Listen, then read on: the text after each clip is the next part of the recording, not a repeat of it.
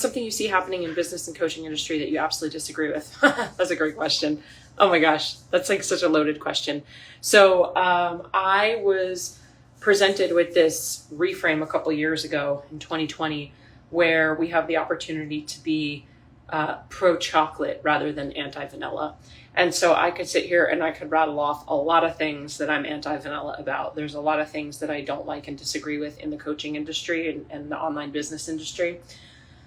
But, you know, I'd rather just tell you what I do stand for and what I'm sort of pro-chocolate about, because I never want to be a person or an account that's just kind of like talking about things that we don't like.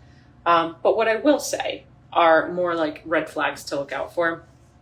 I think in any industry, in any business, especially as it grows and gets more and more popular, there's always going to be, you know, quote unquote red flags.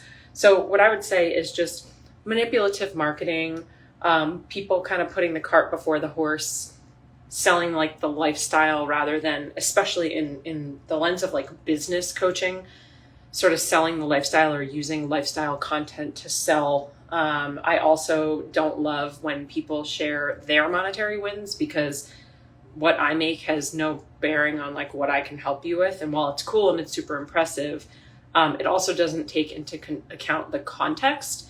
And so I personally know people who have made, for example, I have a friend who had his biggest month yet, and it was $100,000 month, but it cost him $120,000 to have that month. So revenue without context and knowing profit margins and overhead is just like, it's a moot point. So I don't love when people use their own monetary wins, because also if like you're into football, which I'm not, but this is just what I can think of. Tom Brady, doesn't matter what you think. Tom Brady from originally the Patriots is arguably one of the best quarterbacks like ever, right? Bill Belichick has been the coach of the Patriots for a million years. When you look at Bill Belichick from the outside, his age, his stature, his body, his form, he cannot, like I know for a fact, he cannot run as fast as Rob Gronkowski or catch as well as, I don't know, Julian Edelman. I clearly know nothing about football. He cannot throw like Tom Brady, but he can coach them, right?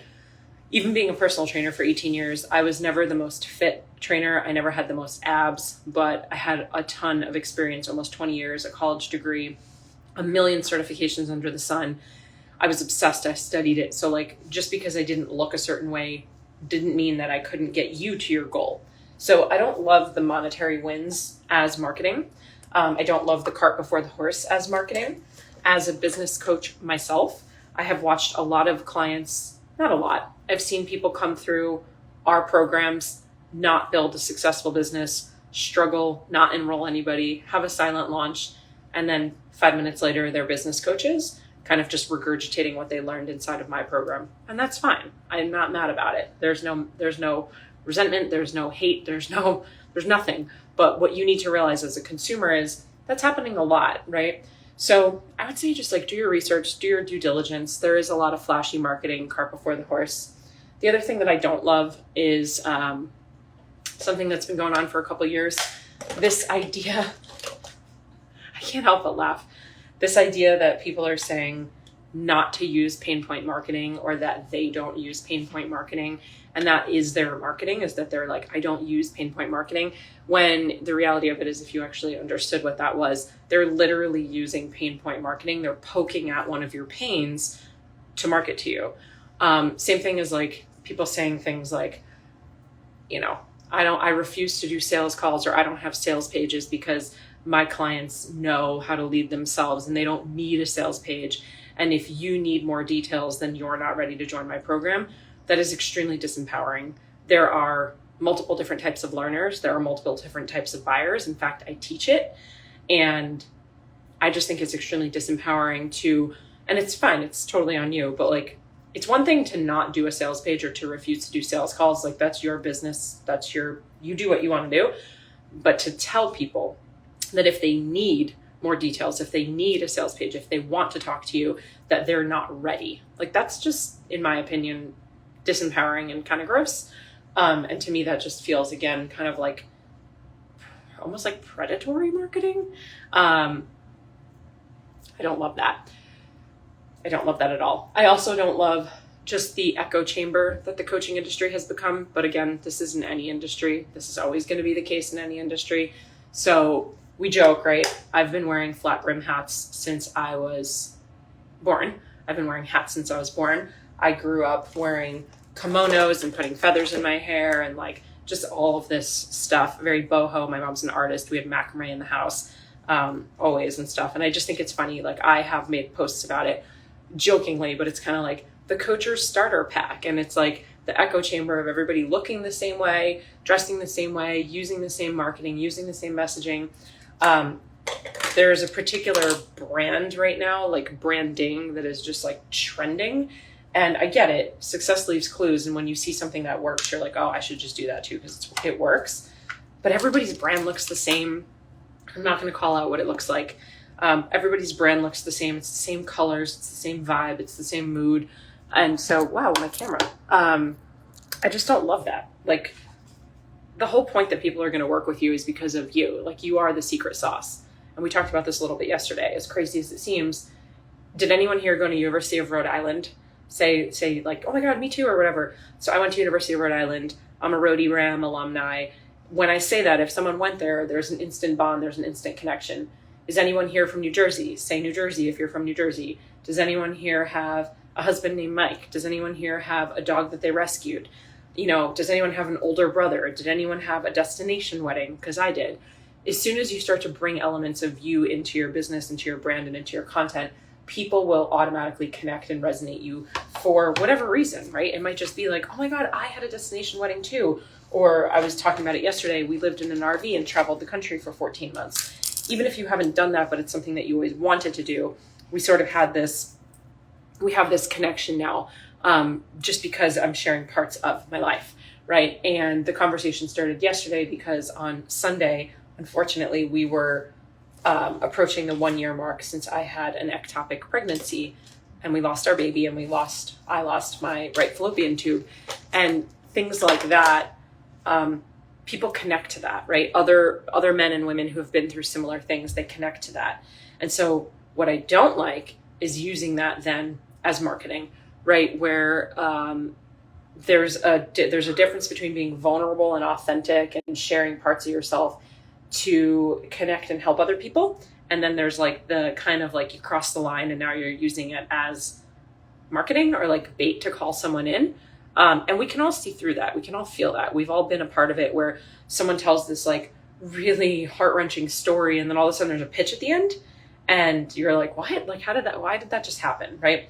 So I don't know. Those are some things that I don't love. I also feel that, and I've been in the industry for over a decade, there are just so many things behind the scenes that you don't know are going on until you get there, right? Until you sit at those tables, until you're in those rooms and those masterminds. And the one thing that I would say, and this is not about what I like or don't like, the one thing I would say is, in my experience being in this now almost 12 years with coaches and masterminds and mentorship and all of that, people are people. I have yet to meet somebody in this industry, no matter how big or small, how much money they're making, how many followers they have, how popular they are. I have yet to meet somebody who isn't just a human. And I don't love the guru, untouchable, on a pedestal kind of a thing. And we, the consumers, oftentimes are the ones putting people on a pedestal. We, the consumers, are putting people in this place of like guruism. I don't know if that's a word, but I will say it's dangerous. Like, we as consumers are doing it, and it's dangerous.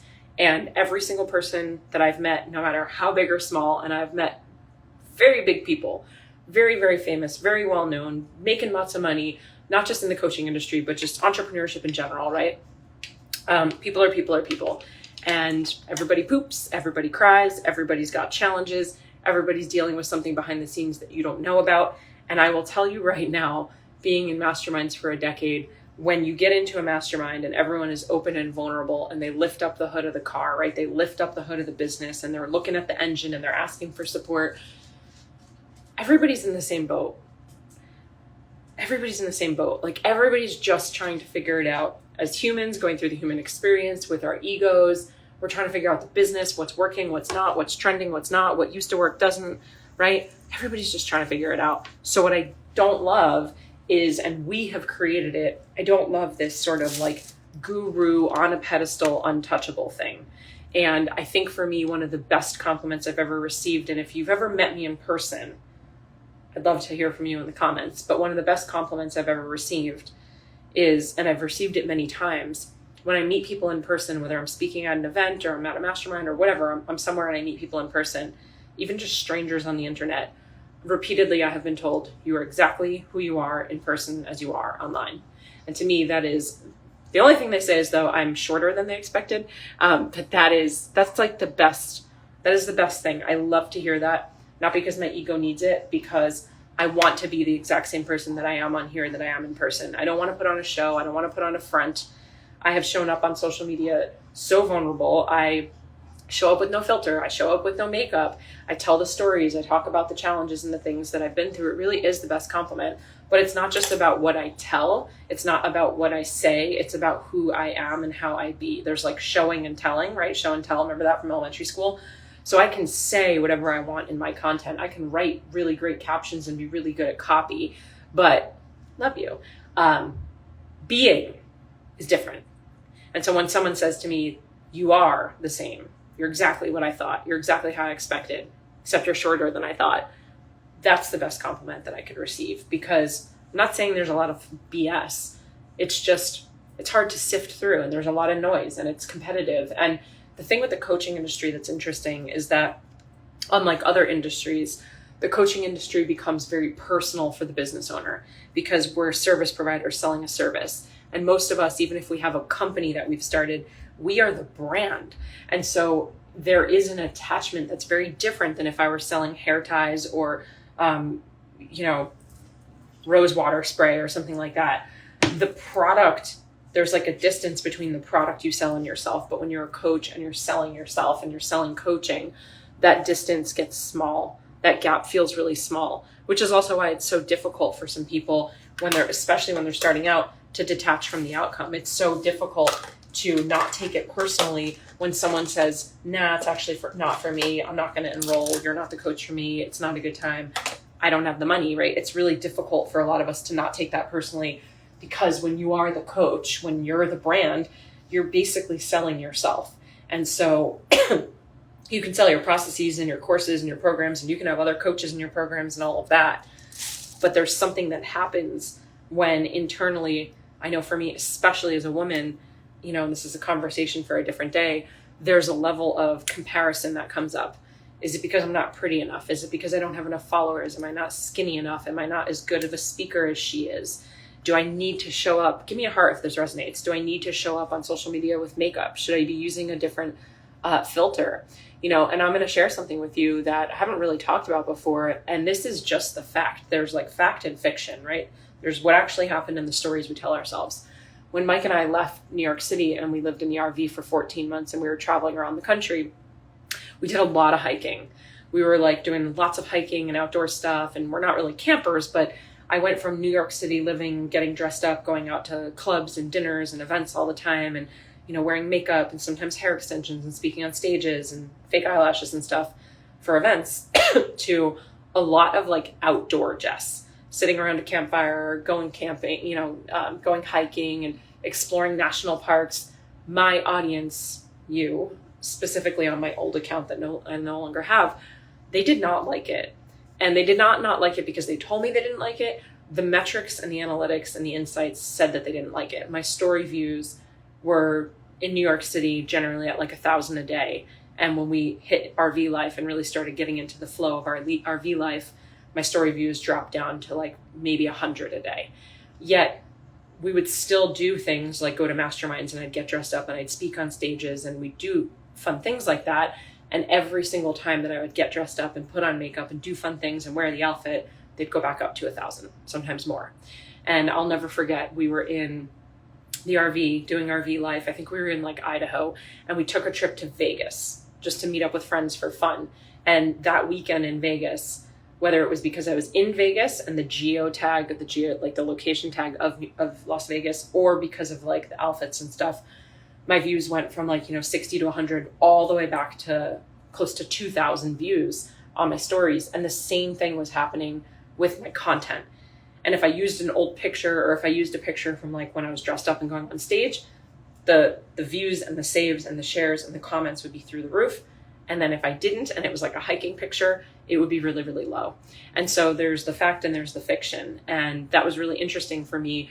We really equated it when we were taking that scientific approach, looking through the magnifying glass and the microscope of maybe there's an aspirational identity here, right? There's an aspirational piece, which is what a lot of us feel in brands. It's the same reason why people wear SoulCycle t-shirts and Peloton t-shirts and they walk around holding their Starbucks cup. There's a level of like deep-rooted psychology where you feel like you're part of something. Call it a cult or whatever, right? But it's like you feel like you're part of this community. It's a luxury brand, no different than carrying a luxury bag. And so there's an identity that is connected to these particular things. And lots of brands, lots of companies, that when they have a really strong brand, they have a really strong aspirational identity, something that people wish that they could be, have, do, become, buy, live into. And so that is exactly why there are people who shouldn't even have certain things or can't afford certain things like the fancy luxury car or the bag, but they do it anyway, right? Because they so badly want that identity. And so it was very interesting for me to witness that. And I still do today. We put some pictures up from Greece, goes through the roof. I'm dressed up, wearing makeup, doing it goes through the roof. People love it. I'm at my brother's house in the mountains. It's like, meh. My audience just doesn't like nature. I don't know what to tell you, right? So it's something interesting to think about. I'm not sure how I got here because I don't know what we were talking about before. Let me see what that other question was. What platforms do you use to create an email list, and how do you get the emails to use? And is it just who you network with? This is a great question, Anastasia. We actually have an entire free training. You can just email me. You can just DM me the word email and I'll send it over to you. It's a 10 video series training all about how to build an email list, why to build an email list, where you're going to do it, how to set the technology up for it, what to put on the page that you're going to collect people's emails, what you're going to give them in exchange for getting their emails.